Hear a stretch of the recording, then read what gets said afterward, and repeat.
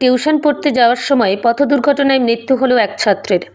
মৃত ছাত্র নামখানা ব্লকের ফ্রেজারগঞ্জ উপকূল থানার অন্তর্গত বিজয়বাটি এলাকার বাসিন্দা সৌম্যদীপ মণ্ডল, বয়স আনুমানিক 12 বছর।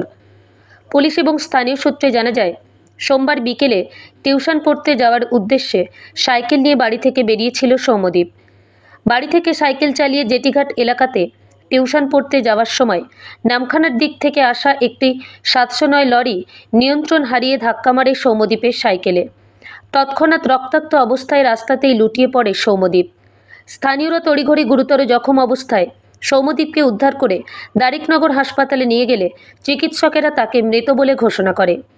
অন্যদিকে ঘটনাস্থলে ফ্রেজারগঞ্জ উপকূল থানার পুলিশ পৌঁছে ঘাতক গাড়ি সহ গাড়ি চালককে আটক করে নিয়ে যায় থানায়। বছর 12 সৌম্যদীপের এই মর্মান্তিক মৃত্যুতে শোকের ছায়া ফ্রেজারগঞ্জ এলাকায়। নামখানা থেকে রবীন্দ্রনাথ পড়ুয়ার report, Sundarban green news. Sundarban green নিউজের সমস্ত খবর সবার আগে পেতে আমাদের চ্যানেলটিকে সাবস্ক্রাইব করুন এবং পাশে থাকা নোটিফিকেশনের বেল আইকনটি বাজিয়ে দিন।